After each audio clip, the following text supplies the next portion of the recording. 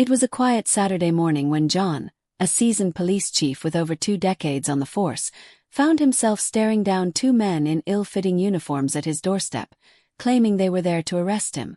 The badge on one of their chests was slightly crooked, and the other's radio crackled with static that sounded more like a toy than department-issued equipment. Little did they know, the man they were trying to intimidate was the very person who ran the city's police department, and he wasn't about to let this charade slide. John had lived in the Oakwood Estates neighborhood for nearly 10 years, a peaceful community of manicured lawns and friendly faces, or so he thought. The Homeowners Association, HOA, had always been a bit overzealous, sending letters about grass height or mailbox colors, but this was different. This was personal. John had received a notice a week earlier, accusing him of violating some obscure bylaw about a shed in his backyard. He'd ignored it, assuming it was just another petty HOA complaint. But now, standing on his porch, he realized the HO had escalated things far beyond a strongly worded letter. The 2 men introduced themselves as Officer Daniels and Officer Grant, their voices carrying an odd mix of authority and nervousness. They claimed they were acting on behalf of the HOA, which had apparently hired a private security firm to enforce its rules. John's eyes narrowed as he noticed their badges didn't have the official city seal, and their arrest warrant was a poorly photocopied document with typos. He'd seen enough fake credentials in his career to spot the fraud immediately. Still, he played along, asking them to explain the charges while his mind worked through what was happening. Daniels, the taller of the 2, stammered through a rehearsed speech about how John's shed violated HOA regulations and how failure to comply warranted detainment. Grant, shorter and sweating despite the cool morning, kept glancing at his partner as if waiting for a cue. John asked to see their IDs, and when they hesitated, he knew for certain they weren't cops. He'd trained real officers, supervised hundreds of arrests, and sat through countless briefings on proper protocol. These 2 were imposters, and the HOA had clearly overstepped. John's neighborhood was part of a gated community, one where the HOA wielded more power than most. The board, led by a particularly aggressive president named Margaret Hensley, had a reputation for micromanaging residents' lives. Margaret, a retired accountant with a knack for finding fault, had been elected 3 years ago and had since turned the HOA into her personal fiefdom.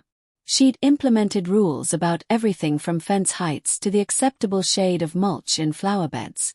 John, who kept a low profile despite his position as chief of police, had mostly stayed off her radar.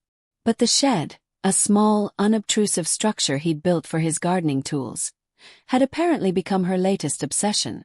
The week before, John had received a certified letter from the HOA, demanding he remove the shed within 7 days or face legal consequences. He'd laughed it off, assuming it was just Margaret's usual bluster. As chief of police, he knew the HOA had no legal authority to enforce such a demand. The shed was well within city zoning laws, and he'd checked the regulations himself. But Margaret, it seemed, wasn't one to let rules, or the lack thereof, stop her. She'd taken it upon herself to hire what she thought was a private security firm to intimidate John into compliance. What Margaret didn't know was that John wasn't just any resident. He'd been the city's police chief for 5 years, appointed after a distinguished career that included everything from undercover work to leading high-profile investigations. He was respected by his officers, trusted by the mayor, and known for his calm, methodical approach to any crisis. The idea that 2 fake cops would show up at his door, sent by an overzealous HO, was almost comical, except that it was happening and John wasn't laughing.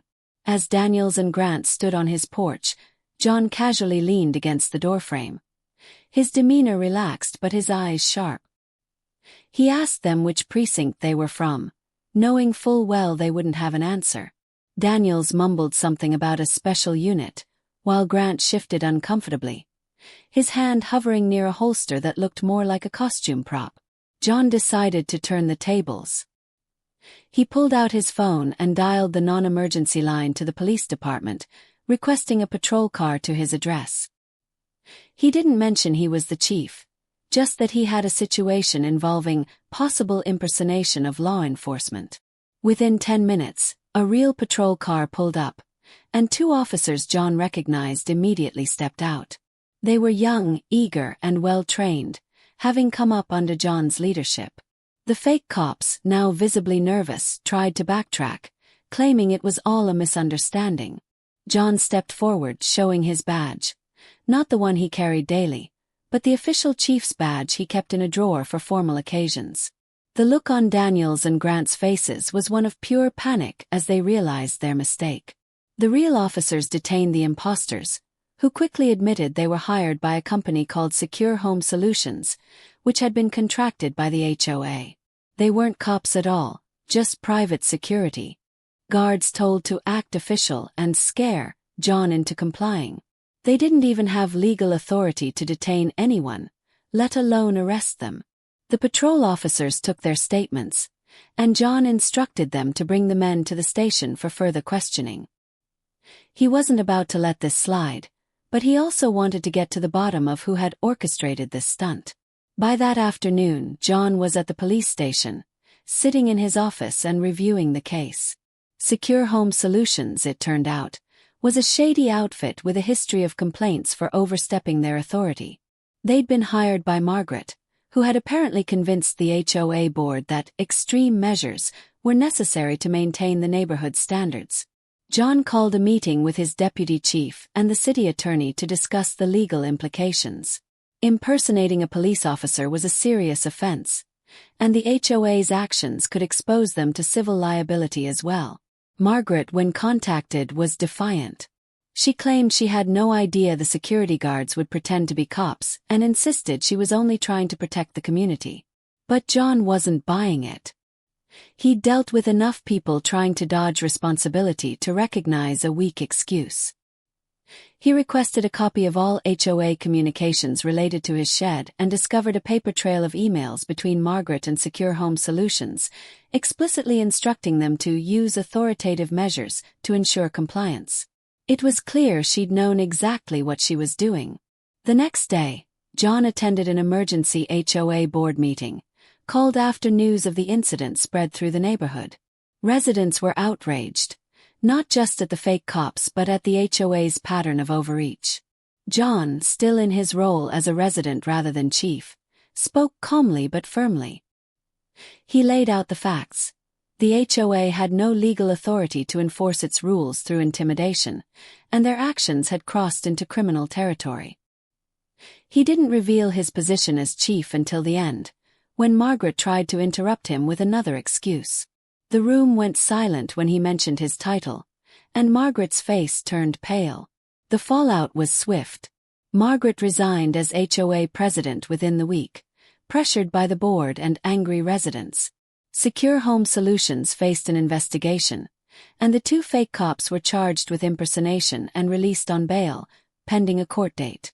John's shed remained exactly where it was, and the HOA issued a public apology, promising to revise its bylaws to prevent similar incidents. For John, it was a reminder that even in a quiet neighborhood, power could be misused, and that sometimes the best way to handle a bully was to let them dig their own grave. The story spread through the city, becoming a local legend of sorts. Residents of Oakwood Estates started questioning other HOA rules, and a new board was elected with a focus on transparency and fairness. John went back to his routine, tending his garden and leading his department, but he kept a closer eye on the HOA's activities.